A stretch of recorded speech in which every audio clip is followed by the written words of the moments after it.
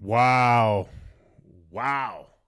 You ain't going to want to miss a moment of this from the start to finish. Trump goes off. I have never seen a press briefing like this ever in my entire life, and I'm so glad that Donald Trump is there because he is saving our country, guys. He is saving our country. Could you imagine, after watching this whole video, drop something down in the chat down there and say, hey, you think Joe Biden's would do this? Would be able to step up to little man Zelenskyy? I think he's like 3 foot tall. He's like a midget, you know what I mean? Nothing against little midgets. Some of you guys out there might get offended, but hey, man, this gentleman here, President Trump and J.D. Vance, wow, he stepped in. He stepped in, guys. You got to watch this. Like and subscribe, guys. It's only going to get better, this whole video. And here we go, guys. Let's play this. Zelenskyy of Ukraine, and we've been working very hard, very close. So we've actually known each other for a long time. We've been dealing with each other for a long time and very well. We had a little negotiation spat, but that worked out great. I think for both countries, I think for the world, actually, beyond both countries. And we have something that is a very fair deal. And we look forward to getting in and digging and working and getting some of the rare earth. But it means we're going to be inside, and it's a big commitment from the United States, and we appreciate working with you very much. And we will continue to do that. We have had some very good discussions with Russia. I spoke with President Putin, and we're going to try and bring this to a close. It's something that you want and that he wants. We have to negotiate a deal, but we've started the confines of a deal, and I think something can happen. The big thing is the number of soldiers, mostly at this point, but soldiers being killed. You're losing thousands of soldiers on both sides. We're losing a lot of soldiers, and we want to see it stop, and we want to see the money get put to different kinds of use, like rebuilding, and we're going to be working very hard. But we've had a lot of very good conversations, and we'll say until we came along, the Biden administration didn't speak to Russia whatsoever. They didn't speak to anybody. They just allowed this to continue. And I will say that, I'll say in front of you, you've heard me say it 1,000 times, if I were president, this war would have never happened. We would have had a deal negotiated for you without having to go through what you've gone through. But your soldiers have been unbelievably brave. We've given them great equipment, but somebody has to use the equipment. They've been unbelievably brave, and we give them great credit. This was supposed to be over very quickly, and here we are 3 years later. It's warming up. So I give tremendous credit to your generals and your soldiers and yourself in the sense that it's been very hard fighting, very tough fighting. They're great fighters. And you have to be very proud of them from that standpoint. But now we want to get it over with. It's enough, right? We want to get it over with. So it's an honor to have you here. Thank you very much for coming. We're going to sign the agreement at the conference in the East Room in a little while, right after lunch. And we'll be having lunch together. We're also discussing some other things.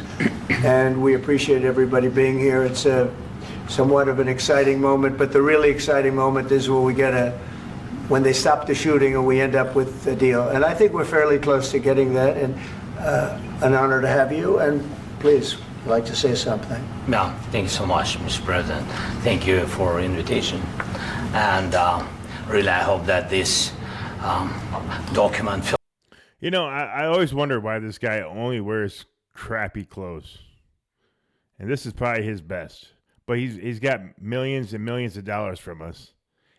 And he can't wear anything better than this? What a piece of crap. That's my opinion. Just my opinion. Tell me what you think. Document will be a first step to real security guarantees for Ukraine, our people, our children. I really count on it. And of course, we count that America will not stop support. Really, for us, it's very important to support and to continue it. I want to discuss it with details further during our conversation, and of course the infrastructure or security guarantees. Because for today, I understand what Europe is ready to do. And of course, I want to discuss with you what United States will be ready to do.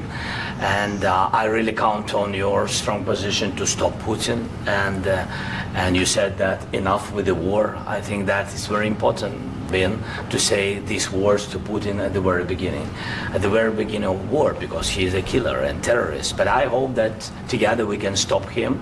But for us, it's very important to, to save our country, our values, our freedom, and democracy, I think he's and of course, I think he's a piece of crap. For one, I think he's like a go-go dancer, and then there's some crazy stuff. Yeah, but I can't prove any of it. No compromises with the killer about our territories, but it will be later. And of course, what I wanted, we spoke about it by phone with you about the drones production. We have very good drones production. I think the best one in the world for today because of the war.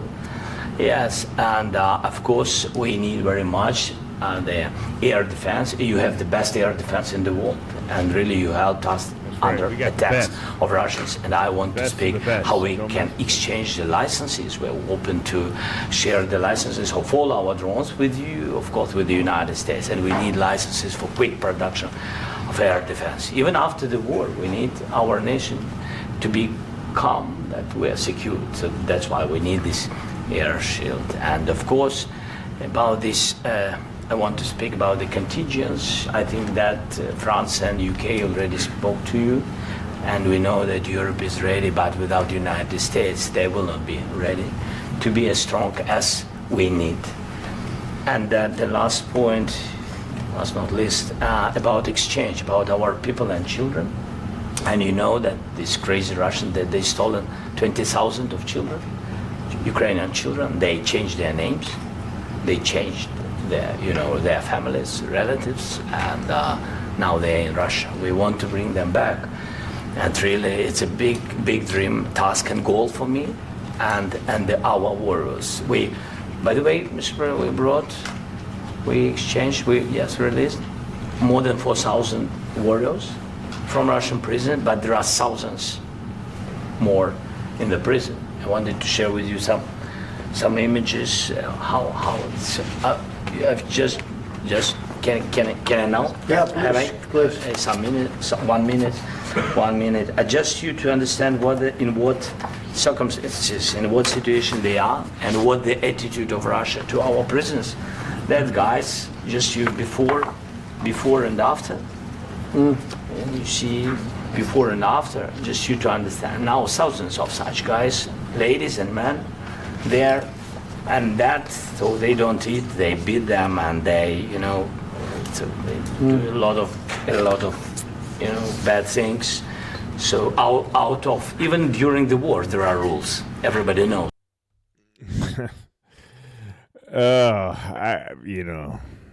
I don't know what to say about Zelenskyy, man. I really don't like the guy. He's a piece of garbage, I don't know. There are rules during the war. So these guys, they don't. There's rules, he says. Don't have any rules. You see that 50, 60 kilograms left, and a lot of such things. And I didn't want to show you what the changes with images of children, because I will share with you. And I mean, it's looking tragic. Yep, that's tough stuff. I wanted very much to give you. You see, this is pastor, by the way. They stolen pastors because it's not Russian church. They stolen pastors and moved pastors to the prison. At the end of last year, we brought 3 pastors, and we could exchange them. And this is pastor, you see. Yeah, that's tough. Yeah. So I mean, this I wanted to show you, and this. So thank you very much. We want to get that ended, right? Yeah. Of course, we and want. I think we will. And we have to, of course. Do you have any questions, please? Mr. President, Thank you, Mr. President. With the, how much money is the U.S. going to put into the fund that is being created today, and how does this provide long-term security for Ukraine? Well, we don't know exactly how much because we're going to be putting some money in a fund that we're going to get from the raw earth that we're going to be taking and sharing in terms of revenue. So it's going to be a lot of money will be made from the sale and from the use of raw earth. And as you know, our country doesn't have much raw earth. We have a lot of oil and gas, but we don't have a lot of the raw earth. And what we do have is protected by the environmentalists, but that could be unprotected. But still, it's not very much. They have among the best in the world in terms of raw earth. So we're going to be using that, using it for all of the things we do, including AI and including weapons and the military, and it's really going to very much satisfy our needs. So it's something that just worked out really well. We have a lot of oil, and we have a lot of gas, we have a lot, but we don't have raw earth. So this has just about every component of the raw earth that we need for computers, for all of the things we do. This puts us in great shape. And on long-term security for Ukraine, how does this provide? I think they're going to have great luck. I think once we make the agreement, that's going to be 95% of it. They're not going to go back to fighting. I've spoken with President Putin, and I feel very strong. I've known him for a long time, and I feel very strongly that they're very serious about it, and we'll make a deal. And when the deal is made, I don't think we talk about security. Everyone's talking about the other day. All they talked about was security. I said, let me make the deal first. I have to make the deal first. I don't worry about security right now. We have to have a deal because right now, last week, 2,000 soldiers died on both sides. 2,000, and they're losing 1,000, 2,000, 3,000 a week. So as we sit here and we talk, people are getting shot and dying on the battlefield. And, you know, they're not American soldiers, but they're Russian soldiers and they're Ukrainian soldiers, and we want to be able to stop it. And we want to be able also to spend money on other things. We don't want to, this is a tremendous amount of money, and what the Biden administration did was terrible. They were giving money, but he had no security on the money. Europe, as you know, gave much less money, but they had security. It was in the form of a loan. They get their money back, and we didn't. And now, at least we're protected because the American taxpayer has to be protected too. But this is an incredible agreement for Ukraine because we have a big investment in their country now, and what they have, very few people have. And we're able to really go forward with very, very high-tech things and many other things, including weaponry that we're going to use in many locations, but that we need for our country. Mr. President, You got to remember that there's a lot of technologies out there that we don't know about that they're going to be implementing, and it's going to be awesome. But I don't know about this deal with Zelenskyy. This allows us to do that. military aid. Yes, go ahead, please.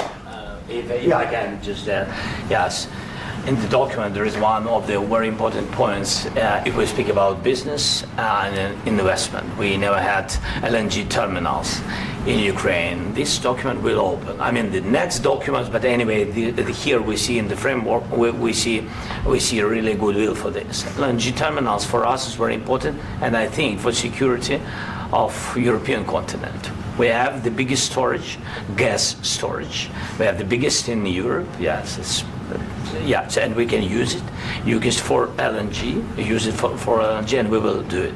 And really, we can help Europe because Europe really helped. President Trump said that they made less support, but they are our friends and they are our very supportive partners. They really gave a lot. Yes, They did.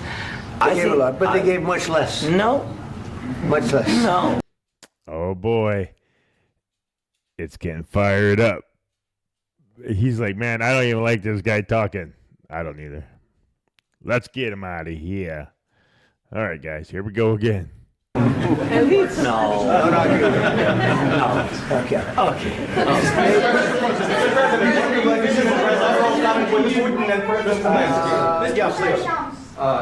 Mr. President Trump, you have repeatedly called the deal with Ukraine as a historical one. And as a President of the United States, you make historical decisions in other issues which affect America and other world. So what place in the world history do you want to take? And do you associate yourself with any famous historical figures? Yeah, I'd say George Washington, Abraham Lincoln. I would say I'm far superior to George Washington and Abraham Lincoln. Now, you know I'm only kidding, right? Because when I say that, the fake news is going to go wild. They're going to say he considers himself to be better than Washington. But you never know. You never know. I don't compare myself to anybody. I'm here to do a job. We've had a great 35. A damn good job. Come on, man. We got this, guys. This guy's amazing. 5 days or whatever it might be, a month, a little more than a month. We've accomplished tremendous amounts. Not only this would be a very great achievement if we could get the war stopped and get them back to normalization. I think that's going to happen. We've had very good talks on both sides, as you know. But I think we've done a very good job, just generally. If you look at all of the things we've done in 30 days, they're saying there's never been a opening for a president. The first month, there's never been a first month like we've had.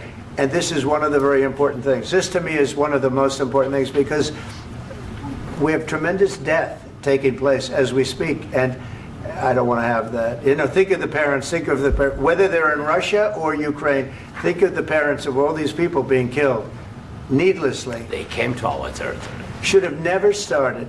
This would have, if I were president, this would have never started. Mr. President, where has out your commitment? Mr. President, will you continue sending military aid to Ukraine after the U.S. signs this agreement with Ukraine? Yeah, we're going to be continuing. President Zelenskyy, do you feel like the U.S. is on your side? That the President Trump is on your side at this moment?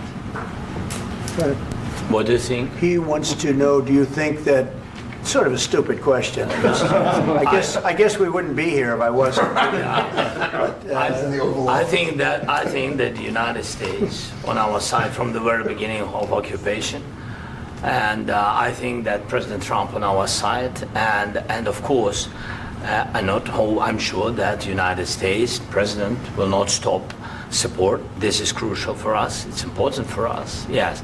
And Putin, the president, speaks about the people and the soldiers which. Look this up right here. He don't have no.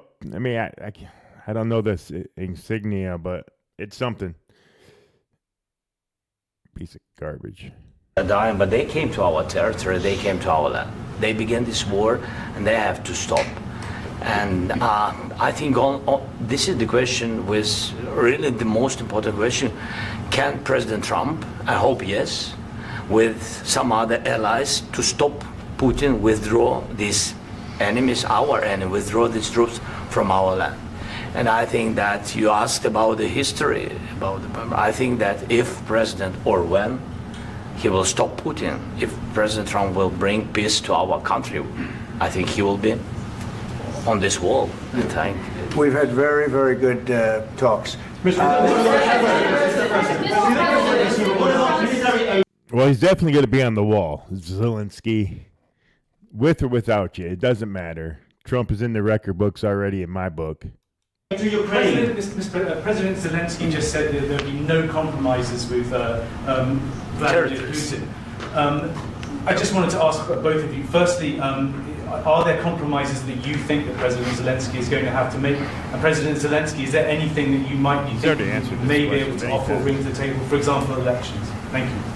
I think you're going to have to always make compromises. You can't do any deals without compromises. Right. So certainly he's going to have to make some compromises, but hopefully they won't be as big as some people think you're going to have to make. That's all. That's all we can do. I'm here as an arbitrator, as a mediator to a certain extent between two parties that have been very hostile. To put it mildly, they've been very hostile. There's been a vicious war. There's been a vicious war. You know, it's a very level battlefield, and those bullets go out, and as I've said many times, we were talking about it with Pete, many times the only thing stopping those bullets is a human body. And in the case we're talking about, generally young human bodies are stopping a lot of bullets. It's dead level. That's why it's great farmland. It's great land. It's great farmland, but there's very little protection against the bullets that are being, and other things that are being shot. So all I can do is see if I can get everybody at the table and get an agreement. And I think we're going to end up with an agreement. Otherwise, I wouldn't probably be even here today. Mr. President, I've got two questions for you. You think ultimately your legacy will be the peacemaker and not the president that led this country into another war and ended foreign wars? And I've got a question. I hope it will. I mean, I hope I'm going to be remembered as a peacemaker.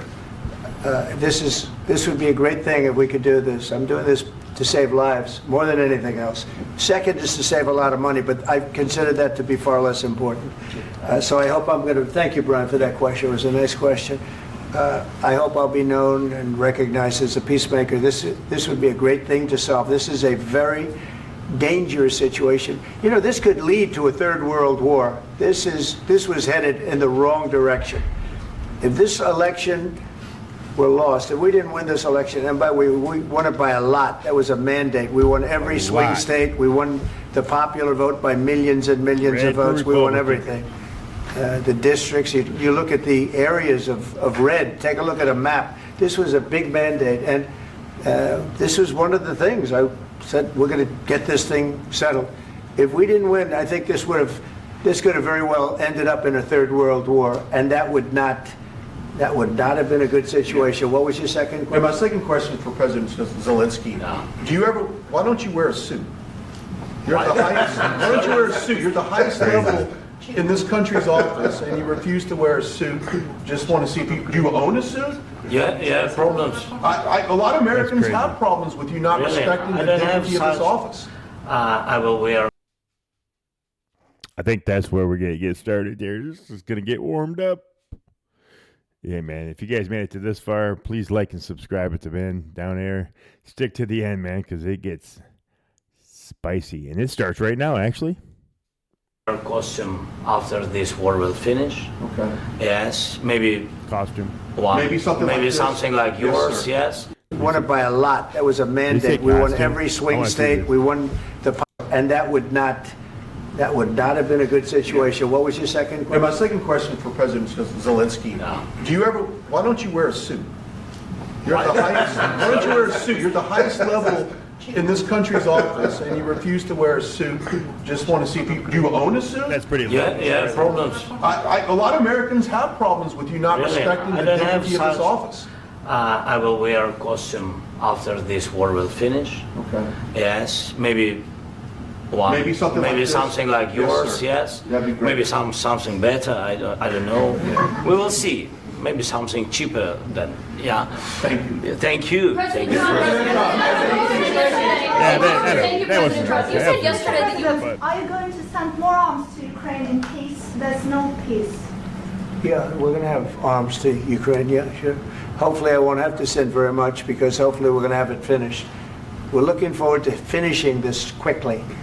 We're not looking forward to sending a lot of arms. We're looking forward to getting the war finished so we can do other things. Right. But we very much appreciate the agreement, because we needed what they had, and we're treating, our country is now treated fairly. Biden didn't do that. He didn't know what the hell he was doing. This should have never happened. This should have never started. But, sure, the answer is yes, but hopefully we won't have to send much, because I'm looking forward to getting it done quickly, very quickly. Does that mean you'll provide security guarantees, Mr. President? I don't want to talk about security yet, because I want to get the deal done. You fall into the same trap like everybody else. A million times you say it over and over. I want to get the deal done. Security is so easy. That's about 2% of the problem. I'm not worried about security. I'm worried about getting the deal done. The security is the easy part. Security is very nice. Everybody stops shooting. And now will Europe put people there? I know France is going to. I know the UK is going to. I know other countries are going to, and they happen to be right next door. We haven't committed, but we could conceivably. You know, we have security in a different form. We'll have workers there digging, taking the raw earth so that we can create a lot of great product in this country. So in that sense, you have something, but we haven't determined that yet. I will say, in speaking to France and in speaking to, and they were here, as you know, last week and just the other day, they have committed to a lot of security. I don't think you're going to need much security. I think once this deal gets done, it's over. Russia's not going to want to go back, and nobody's going to want to go back. When this deal ends, I really believe this deal is going to be over. Question? Yeah, please go ahead. Go ahead. Thank you, Mr. President, thank you. You had Mr. Macron and Keir Starmer at the White House this past week, both of whom praised your courage and conviction to lead the pathway towards peace. Yes. Part of that involved, though, re-engaging Russia in diplomatic relations, something that previous leaders lacked the conviction to do so. What gave you the moral courage and conviction to step forward and lead that? Well, I love this guy. Who are you with? One American News, sir. Well, that's why I like him. One American News does a great job. I like the question. I think it's a very good question. It is. All right, I gotta go check out my dogs real quick. It's a pathway to peace. Very bad, guys. It's a pathway to getting something solved. And I feel that as the head of this country, I have an obligation to do that. Plus, you know, we're very much involved. We got involved.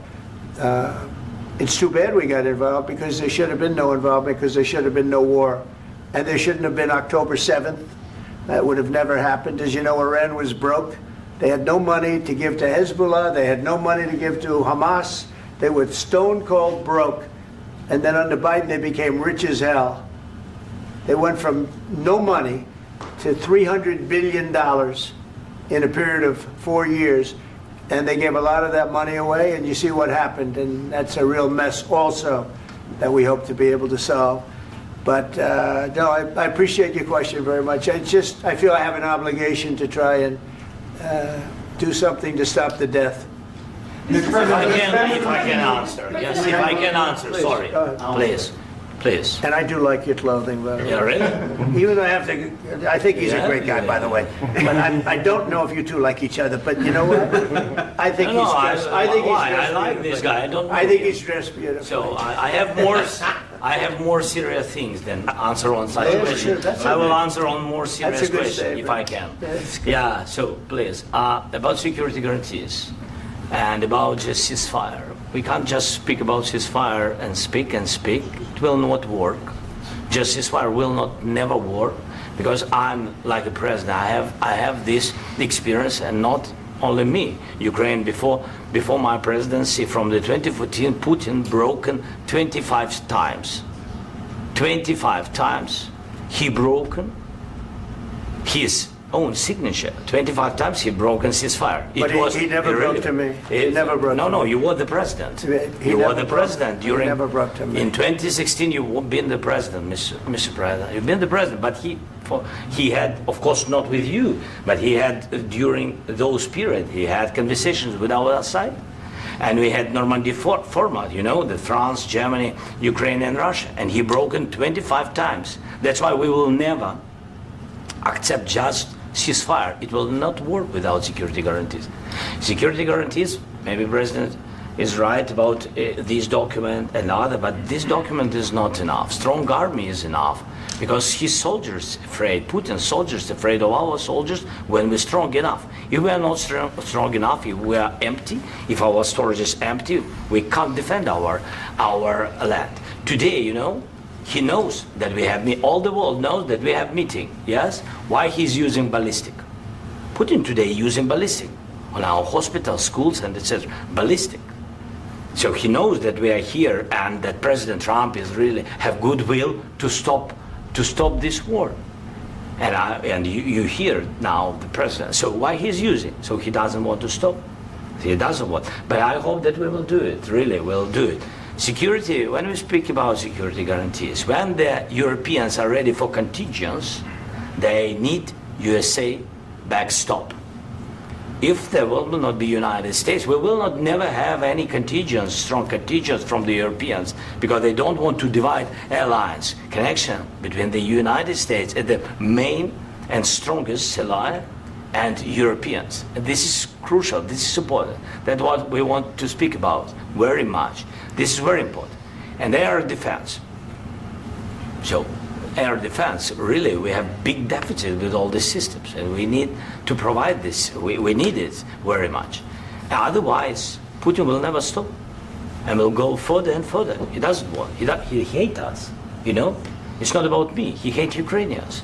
He thinks that we are not a nation. He thinks, and he shared these thoughts. I think maybe with your team also. I don't know, but with all the Europeans, in media, officially and not, he always said that there is no such country, such nation, such language, and such life like Ukrainian. No, he really doesn't respect all the Ukrainians, and he wants to destroy us. And you are right, Mr. President. That's 2%. This document, maybe other documents, it's a very good start, very good, but it will not enough to stop this person. Should Russia pay to rebuild Ukraine? Mr. President, under these Should Russia pay to rebuild Ukraine? They have to pay. This question. This is the rule. This is the rule of the war. This is the rule of the war. During all the centuries, all the history, this is the rule of the war. Who began, those pay. Do you agree? This is the rule. Putin began this war. He has to pay all money for innovation. He has to pay. Of course, some Russian assets, what we have in Europe, about 300 billion, we can use them. We can use for innovation and buy military support from the United States also. We can do it, but it's not enough. It's not enough. President, under these circumstances, do you envision a trilateral summit with Putin and President Zelenskyy? Wait 1 second. I asked this question that you didn't like because I wanted to know if you want to position yourself in the middle between Russia and Yes. Ukraine, or on the Ukraine side. No, I'm in the middle. I want to solve this thing. I'm for both. I want to get it solved. And it's wonderful to speak badly about somebody else, but I want to get it solved. If we can solve it, great. If we can't solve it, they're going to have to fight it out, and who knows what's going to happen. But I want to see it get solved. May I follow up? One more question about U.S. troops in Europe. After Russian invasion of Ukraine, your predecessor sent additional troops to Eastern Europe, including Poland, my country. Yeah. Are you committed to keeping these troops on the eastern flank of NATO in the future? I'm very committed to Poland. I think Poland has really stepped up and done a great job for NATO. They, as you know, they paid more than they had to. They are one of the finest groups of people I've ever known. I'm very committed to Poland. What about Baltics? Poland's in a tough neighborhood, you know. What about the Baltics? The Baltics, they got a lot of, it's a tough neighborhood too, but we're committed. We're going to be very committed, and we're committed to NATO. But NATO has to step up, and the Europeans have to step up more than they have. And I want to see them equalize, because they are in for far less than we're in, and they should be at least equal. You understand that? Why is the United States, we have an ocean in between, why is the United States in for so much more money and other things as Europe? With that being said, and as you said, they've also been obviously very helpful, but we have put in far more than they have, and I think they should equalize. Mr. President, Please, go ahead. About the agreement again today, what changed between the first time that Secretary Bessent gave President Zelenskyy the agreement and today for the signing? We made a deal. So What was the deciding factor? I'm a business person. We made a deal. That's what changed. Mr. President, I didn't think we were going to make a deal, and we ended up making the deal, so that changed. Mr. President, what and how do you envision a trilateral summit with President Zelenskyy and Putin? I don't know, under but these well, they circumstances? don't like each other. I can tell you that. Okay? They do not like each other. This is not a love match, and it's unfortunate. That's why you're in this situation. The United States should not have allowed this to happen. Okay? The United States, run by a man that didn't know much. I'm going to be very nice. Run by an incompetent person, very incompetent person, should never have allowed this to happen. I've stopped wars. I've stopped many wars. My people will tell you, I stopped wars that nobody ever heard about. I stopped wars before they ever started. You can look at some of I could give you a lot of nations that would tell you right now they were probably going to war. I could tell you right now there's a nation thinking about going to war on something that nobody in this room has ever even heard about. Two smaller nations, but big, still big. And I think I've stopped it. But this should have never happened. Mr. President? Sorry, just a second. About any negotiations. First of all, I want really to tell you, and I think that everybody understands that Ukraine, more than Ukrainians, nobody wants to stop this war. But at the future, any negotiations, it's understandable that two sides of the war, not Russia and the United States, because this is not the war between Russia and the United States. This is war of Russia against Ukraine and Ukrainian people. So these two sides will be at the anyway will be at the negotiation table. Then of course United States, like the strongest partner of the Ukraine, and of course Europe. I think Europe is very important. I want to speak about it with the President. Yes, Europe is very important for us because we really defend Europe for today. All Europeans really recognize that we are defending line and they have real life and our people are dying. That's why they helped us. And also it's about the NATO. Yes, between, like the President said, you have big, nice ocean.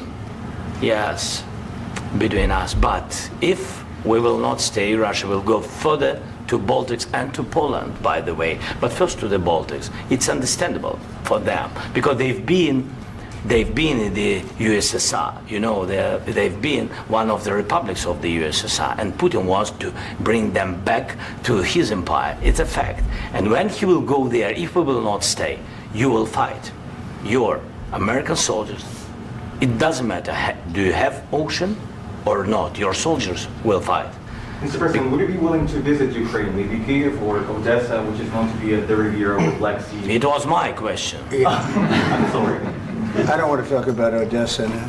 Let's not talk about Odessa. I want to talk about making a deal, getting peace. We don't have to talk about Odessa, but a lot of cities have been destroyed. A lot of cities that are not recognizable. There's not a building standing. No. And a lot of things. Mr. President, you have to come and to look. No. We have very good cities. Yes, a lot of things have been destroyed, but mostly cities alive, and people work, and children go to school. Sometimes it's very difficult. Sometimes closer to front line, children have to go to underground schools or online. But we live. Ukraine is fighting, and Ukraine lives. This is very important. And maybe it's Putin is sharing this information that he destroyed us. No, he lost 700,000 people, 700,000 soldiers. He lost everything. Yes.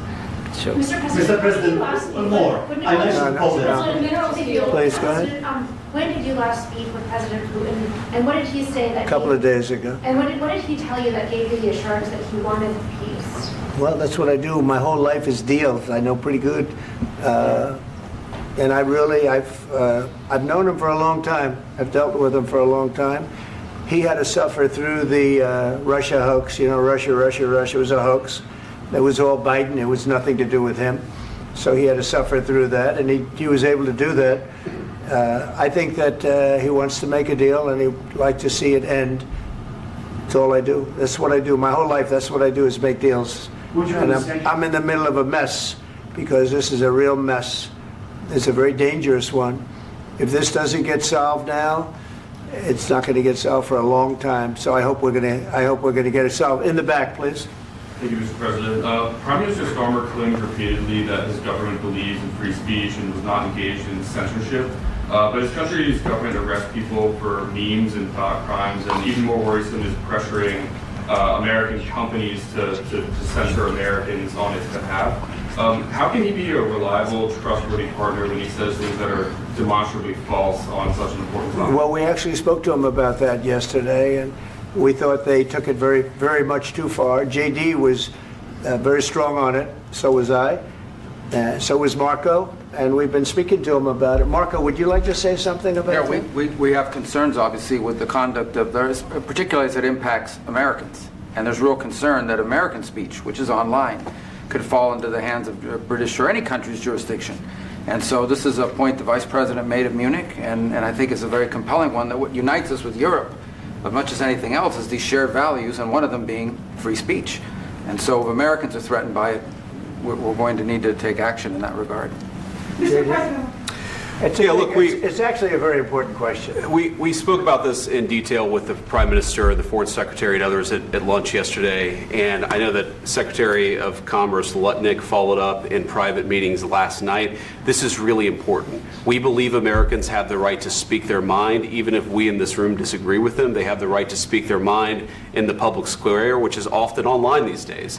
And we're going to defend that right as it pertains to American companies and American citizens vigorously if we have to. I do think that under the President's leadership, we're going to find common ground with our friends in the UK on this question, but it remains to be seen. The principle that will guide us is we believe in free speech in this country, and we'll fight for it for American citizens. Mr. President, on the deal, is there any other oil and gas component to the deal? Is it all critical? A little bit. We'll see. On LNG? But we're not really looking for that so much. We got a lot. We have more than anybody in the world, by far. So no, we're not talking about it too much, but a little bit. I think it affects also, but for the most part, no. And sir, is there any agreement from Ukraine to purchase U.S. LNG as part of the deal, or is that on the table at all? No, we don't need that. Mr. President, I just wanted to ask you about, you just mentioned that you'd spoken to Vladimir Putin a couple of days ago. Just to be clear, that's a new call, not the one that you... I've spoken to him on numerous occasions. Okay. And how was the latest call? What did you discuss? How did it go? Are you serious with that question? I am. I'd love to know. It went well. I think we're going to have a deal. On the minerals deal, Mr. President, some of those minerals are in the east of Ukraine, not far from the front lines and in areas that Russia has occupied. Will you direct President Putin to withdraw his forces from those areas if there's U.S. interest? Well, we'll take a look at the time. We have a lot of area.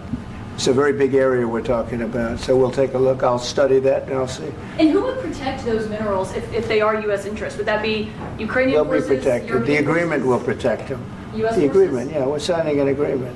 Right, but what if Russia tries to invade or there's Russian aggression in those spots? I just told you I don't think that's going to happen. And if that were going to happen, I wouldn't make a deal. If I thought that was going to happen, I wouldn't make a deal.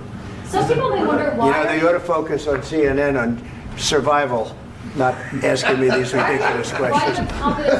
Focus on surviving, because CNN's got such low ratings. I don't think they're going to survive. Let's go. Please, go ahead. I already mentioned Poland. Poland was under Russian control for decades after the Second World War. When I was a kid, I looked at the United States not only as a most powerful country, richest country in the world, the country that has great music, great movies, great muscle cars, but also as a force for good. And now I'm talking with my friends in Poland, and they are worried that you align yourself too much with Putin. What's your message for them? Well, if I didn't align myself with both of them, you'd never have a deal. You want me to say really terrible things about Putin and then say, "Hi, Vladimir, how are we doing on the deal?" That doesn't work that way. I'm not aligned with Putin. I'm not aligned with anybody. I'm aligned with the United States of America. And for the good of the world, I'm aligned with the world. And I want to get this thing over with. You see the hatred he's got for Putin. It's very tough for me to make a deal with that kind of hate. He's got tremendous hatred. And I understand that, but I can tell you the other side isn't exactly in love with, him either. So it's not a question of alignment. I'm aligned with the world. I want to get the thing set. I'm aligned with Europe. I want to see if we can get this thing done. You want me to be tough? I could be tougher than any human being you've ever seen. I'd be so tough. But you're never going to get a deal that way. So that's the way it goes. All right, one more question. I will respond to this. So look, for 4 years in the United States of America, we had a president who stood up at press conferences and talked tough about Vladimir Putin, and then Putin invaded Ukraine and destroyed a significant chunk of the country. The path to peace And the path to prosperity is maybe engaging in diplomacy. We tried the pathway of Joe Biden of thumping our chest and pretending that the President of the United States' words mattered more than the President of the United States' actions. What makes America a good country is America engaging in diplomacy. That's what President Trump is doing. Can I ask you? Sure. Yeah? Yeah. Okay. So he occupied it, our parts, big parts of Ukraine, part of East and Crimea. So he occupied it on 2014. So during a lot of years, so I'm not speaking about just Biden, but those time was Obama, then President Obama, then President Trump, then President Biden, now the President Trump, and God bless, now President Trump will stop him. But during 2014, nobody stopped him. He just occupied and took. He killed people. You know what the contact line? 2015. 2014. 2014 and 2014. 2014. Yeah. So I was, he killed, I was not here. Yeah, but that's exactly right. Yes, but during 2014 till 2022, yeah, the situation the same. The people have been dying on the contact line. Nobody stopped him. You know that we had conversations with him, a lot of conversation, my bilateral conversation, and we signed with him, me, like a new president. In 2019, I signed with him the deal. I signed with him, Macron and Merkel, we signed ceasefire. Ceasefire. All of them told me that he will never go. We signed with him with gas contract. Gas contract. Yes, but after that, he broken this ceasefire. He killed our people and he didn't exchange prisoners. We signed the exchange of prisoners, but he didn't do it. What kind of diplomacy, JD, you are speaking about? What do you mean? I'm talking about the kind of diplomacy that's going to end the destruction of your country. Yes, but if you Mr. President, with respect, I think it's disrespectful for you to come into the Oval Office and try to litigate this in front of the American media. Right now, you guys are going around and forcing conscripts to the front lines because you have manpower problems. You should be thanking the President for trying to bring an end to this conflict. Have you ever been to Ukraine that you say what problems we have? I have been to. Count once. I've actually watched and seen the stories, and I know what happens is you bring them on a propaganda tour, Mr. President. Do you disagree that you've had problems bringing people into your military? And do you think that it's respectful to come to the Oval Office of the United States of America and attack the administration that is trying to prevent the destruction of your country? A lot of questions. Let's start from the beginning. Sure. First of all, during the war, everybody has problems, even you, but you have nice ocean and don't feel now, but you will feel it in the future. God bless. You don't know.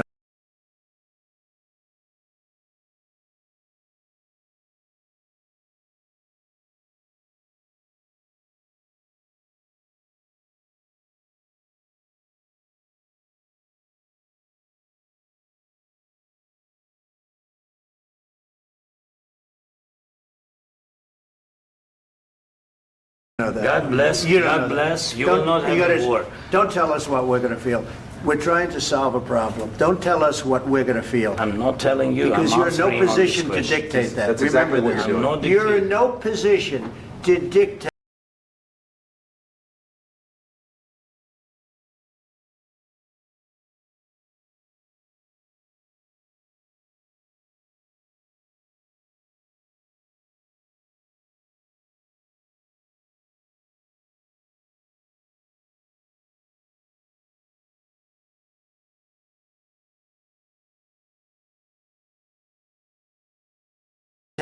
What we're going to feel. We're going to feel very good. You will feel influence. We're going to feel very good and very strong. You will feel influence. You're right now not in a very good position.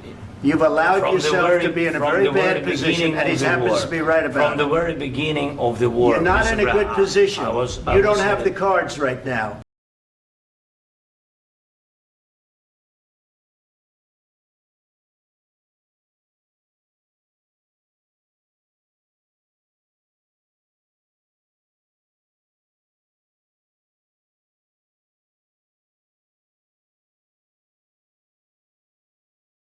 With us, you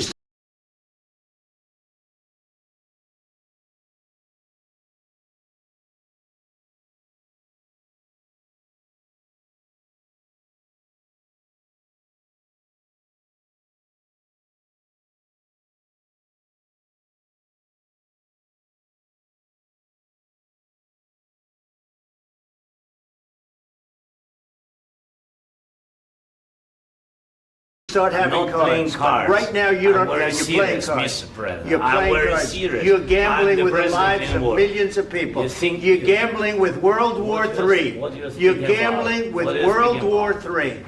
And Yeah. what you're doing is very disrespectful to the country, this country. I'm That's with all backed respect to you your far country. more than a lot of people said very they respect. should have. Have you said thank you once this A lot entire of meeting? times. No, in this Even entire meeting, today. have you said thank Even you? today. You went to Pennsylvania and campaigned for the opposition in October. Offer some words of appreciation for the United States what of are you speaking America about? and the president who's trying to save your country. Please, you think that if you will speak very loudly about the war, you He's can... not speaking loudly. He's not Yeah. speaking loudly. Your country's Can I- in big can- trouble. can I Wait a answer? minute. No, Can You've I done a lot answer? of talking. Your country is in big trouble. I know. You're not I winning. know. You're not winning this. You have a damn good chance of we are coming out staying, okay because of Mr. us. President, we are staying in our country, staying strong from the very beginning of the war. We've been alone, and we are thankful. I said thanks You haven't in been this alone. cabinet, You and haven't not been only alone. in this We cabinet. gave you, through I this said stupid thank- president, $350 billion.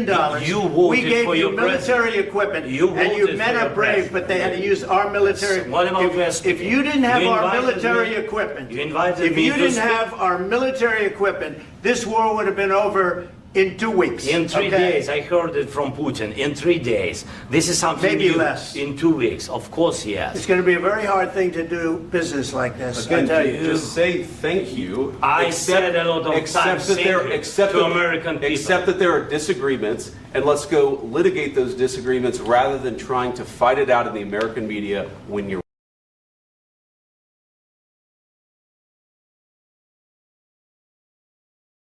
wrong. We know that you're wrong. But you see, I think it's good for the American people to see what's going on. I understand, sir. I think it's I very understand. important. That's why I kept this going so long. You have to be thankful. You don't have the I'm cards. thankful. You're buried there. Your people are dying. tell you You're again, running I low know. on soldiers. Don't- Listen, don't please, you're running Mr. low President. on soldiers. It would be a damn good thing. Mr. And then President. then you tell us, I don't want a ceasefire. I don't want a ceasefire. I want to go and I want this. Look. If you could get a ceasefire right now, I tell you, you take it so the bullets stop flying and your men stop getting killed. Of course, we want to stop the war. But you're I saying said- you don't want a ceasefire. But I said to you, I want a ceasefire. with guarantees. Because you'll get a ceasefire faster than an agreement. Ask our people about ceasefire, what they think. That wasn't it doesn't with matter me. for you what that what wasn't this with me. means. It That was wasn't with you. a guy named Biden, who was not a smart person. This That is was your, with, this that was is with your Obama. president. It was your president. Excuse me. That was with Obama.